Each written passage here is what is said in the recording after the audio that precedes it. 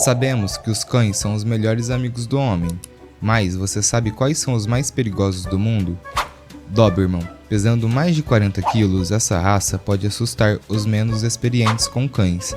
Originária da Alemanha, é frequentemente usada hoje em dia como cão de guarda. Chow Chow.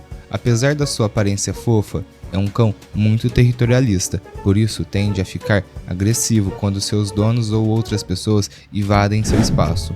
Cão Lobo.